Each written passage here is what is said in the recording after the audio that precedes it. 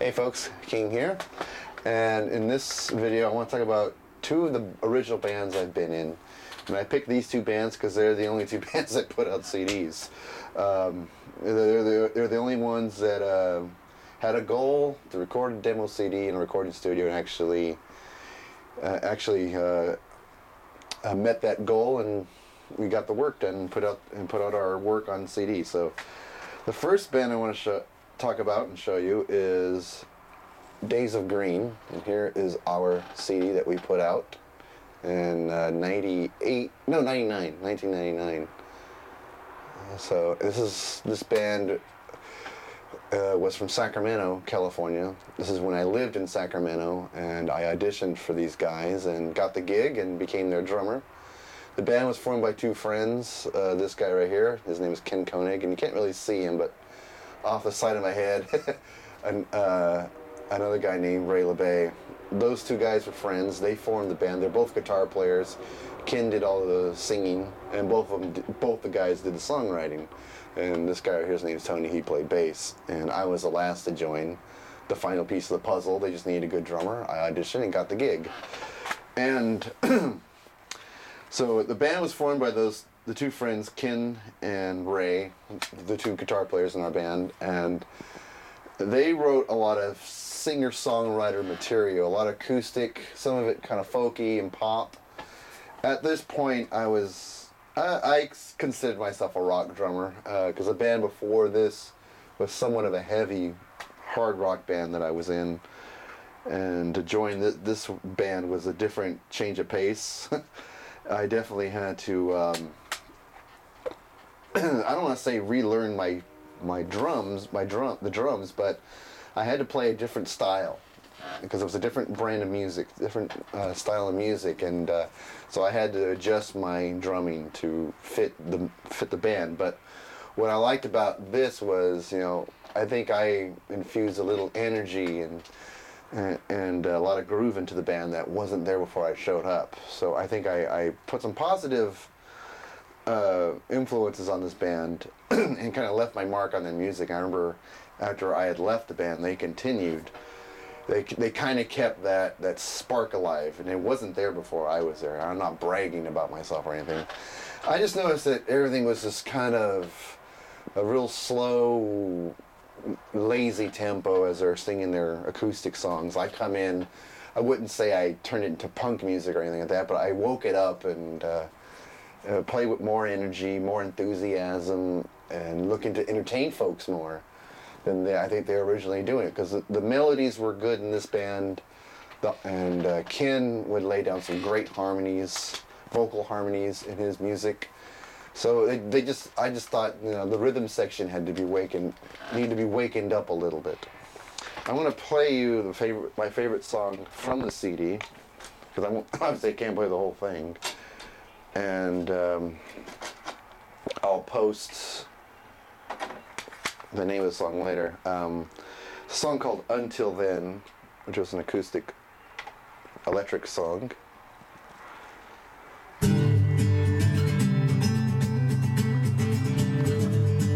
And I'll come in a minute here. Long intro. At least it feels long. Okay, here I go. 1, 2, 3.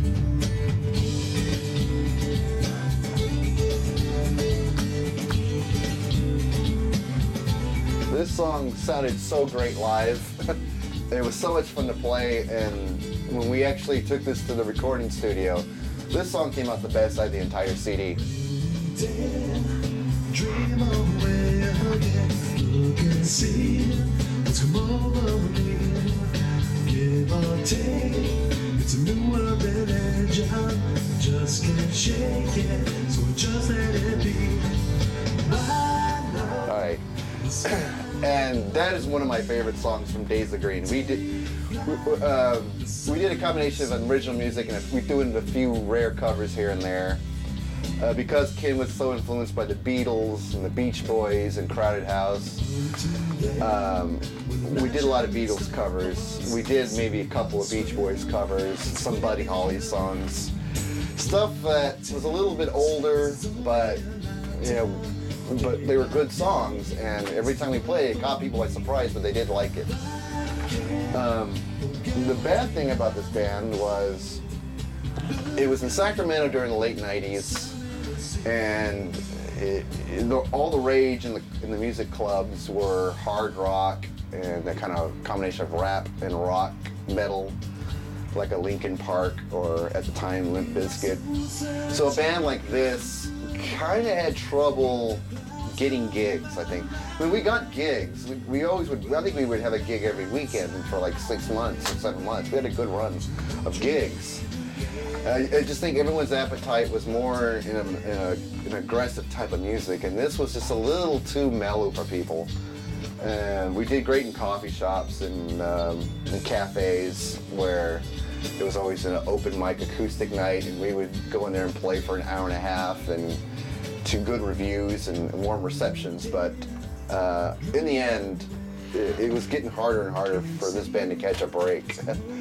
Eventually, I left the band to pursue other bands and interests because this band was made on a friendship between Ken and Ray, and over time they weren't getting along anymore. I think they were kind of getting burnt out on the band, and they were taking it out on each other, and during some practices they were pretty heated.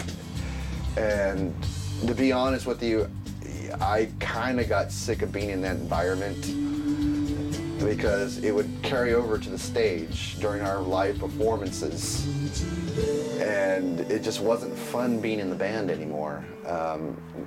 Unlike when the first 6 months when I joined, it was a blast. But you know, unfortunately I was only in the band for about 1.5 years to 2 years, and the relationship between Ken and Ray, the two founding members of the band, were just getting worser and worser and worser, and like I said, it just wasn't a very positive environment to be in, and I really did not look forward to any of our practices or any of our gigs, and I eventually left, and that was the reason. And I think after my leaving, it sparked a little enthusiasm in them, because when someone left, we'll show him kind of attitude.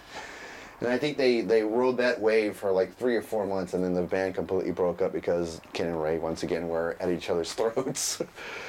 And so that's how that band ended. This demo only has 5 songs on it, and it was basically just made to hand to club owners and booking agents and DJs and local radio, just to get our music out there. We really never sold it to people. And if we did, we just handed them out for free, because we just wanted people to hear the music and know the band. So that was Days of Green. I was in that band. I think I joined it in '98 and left in late '99. So it was a short period, but it was a very productive period. Lots of shows. We had a CD, and just when I think things were starting to catch on a little bit, well, the band imploded. Okay, then my next band, I was in a lot of bands in the 2000s, from 2000 all the way to like 2007, and on and off. Some were cover bands and just to make some money, and the rest were original bands. And even though it was a fun experience during those years, I kept trying to get a band into a studio to make one of these things, a CD. But unfortunately, I mean, I was teamed up with some very talented musicians, some good guys, real good people, but life kept getting in the way. You know, somebody would get hurt, or someone would lose their job, and they had too many responsibilities at home, and you know, I was hitting bad luck after bad luck after bad luck. But in 2008, my luck finally turned to the better. I joined a band called the Alphabet Asylum. And there were 2 members of the VC that have heard the Alphabet Asylum CD, and I haven't heard anything bad yet, so unless they're just being kind. But this is band number 2 for me, and the band I'm still currently in is the Alphabet Asylum, and here is our CD called The Balance. There it is, nice cover, and here is the back, and these cartoon letters you see at the bottom here, well, that's obviously that stands for the first letter of everyone's name in the band, and so this gold-plated G represents me. And in the band, I'm known as Drummy G, and I'm not known as King's drummer or Gil or anything like that. I'm known as Drummy G. Our bass player is Bassy J. Our DJ is DJ Resolution. Our singer Eric just goes by the name K, and we call him the letter K. So, and this is a really strange band. And number one, it's old school funk and rap vocals. And for my musical tastes, I am not the biggest fan of rap. I don't mind hip hop, if that makes any sense. If that makes any sense to anyone, I don't like. What I mean by rap is like the gangster rap and stuff like that. To me, it just does nothing for me. And I thought, joining a band that is influenced by hip hop and funk and has rap vocals, maybe that will make me appreciate that music more. Well, I joined this band, and this band got serious in 2008. We're now sitting here in 2012. Nothing has changed as far as my opinion about those matters. But, I put out a CD with rap vocals on it. But it's old school funk, and it's kind of an old school rap flow, like early 80s stuff. Mid 80s, early 80s, late 80s, Run DMC, Beastie Boys, I guess you could say Houdini, that kind of vibe. And that's my extent of knowledge when it comes to rap. So like I said, I don't really listen to it all that much. I do, because the neighborhood I was raised in, when I was going to high school, it was all old school rap and early hip hop, and that's the era of that kind of music that I kind of liked. Once I got into the gangster phase, I checked out. I completely checked out. But this band was made up of some buddies of mine. The first person I met in this band was our bass player. His name is Jim Terryberry, and I was in a band with him briefly. It was called New World Machine, and that was just a cover band that did a few original songs, but it was mostly covers. And I noticed with Jim, I locked with him he was the bass player, and I locked with him really easily. We had a good chemistry, the two of us. And that band didn't work out, and we kind of went our separate ways for a while. And I saw him playing at a club. And he had joined a band called Intercourse, except he wasn't playing bass in it, he was now playing the drums. And I thought, wow, this is interesting. And Jim introduced me to Kay, who's the rapper in this band, and Res, which is short for Resolution, DJ Resolution, who's our DJ in this band. And our DJ plays samples and scratches on the turntable and plays some keyboards. So, yeah. So that was the thing. We were just a bass and drum act with a rapper and a DJ. And in the way I saw it, we were half a band, because we don't have a guitar player, we have a part-time keyboard player, we don't have a singer, we just have a guy who raps. I thought to myself, boy, this band doesn't stand a chance. But, we had a few practices, and in these practices we all got insanely drunk together and made each other laugh harder than I've ever laughed in my life, within a band. We make each other laugh a lot. And there's been bad times in the Alphabet Asylum, but the bad times are completely outnumbered by all the good times and all the big laughs that we have. I want to show you the inside of the CD. This character right here, this chicken wearing a pair of Adidas. That was my idea. That's King's drummer's creative brain at work. But anyway, so yeah, we were having fun at the practices, getting our drink on, getting insanely drunk, and bonding, and getting to know each other as friends. And one thing I noticed, that everybody makes each other laugh in this band in an insane way. And that's what I like about this band. It's, even though, liking rock music and progressive rock music, rap was never my thing, but for some reason I get together with these guys, rap suddenly becomes my thing. I don't know how it is. I still can't stand rap to this day. But I play in a rap band. I want to play one of my favorite songs on here, which is called I'm an MC. And what I like about it, because I get to play fast and furious and crazy. And that's kind of my drum style sometimes. And it starts off with sound effects. This is a journey into sound. Now you listen here.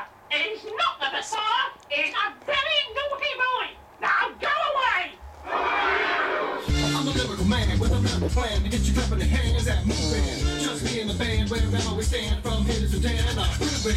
That busting the foes, interested in those that are dusting our froze of people. With Elliot toes at various shows, as everyone knows is lethal.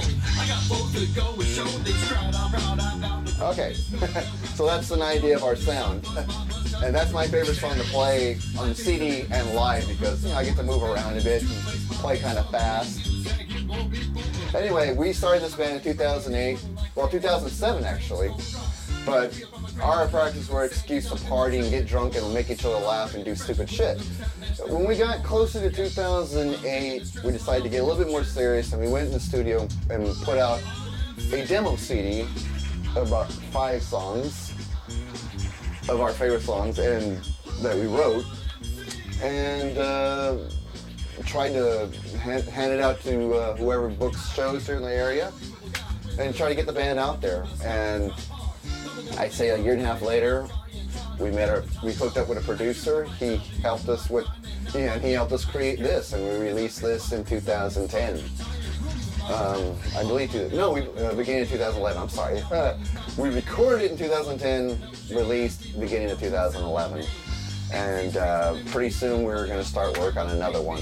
And so we're going to have I'm going to have another one of these to my credit. And that's the story so far. Just joined a crazy old school funk and rap band. And we've been doing shows ever since 2008. And we have our up period, we have our down period, but it's always been fun and a lot of laughs. I mean, it's not music that's gonna be like jazz music or intense avant-garde experimental music. It's not really that kind of stuff. It's just you come to the bar we're playing at, you have yourself a few drinks, the Alphabet Song comes on, and suddenly that's a fun place to be. You know, you're not going to be enlightened by musicianship and intense playing. It's just fun stuff, fun party stuff, and you get a chance to let your hair down and unwind and let a little steam off, and that's the whole point of the band's live show. Well, those are my bands, and maybe I'll start one of those SoundCloud sites, and I'll post songs from various bands I was in. If you made it this far in the video, you deserve a thumbs up for me because I know this is not the easiest video to sit through. So thanks for bearing with me, folks, and I'll see you at the next video.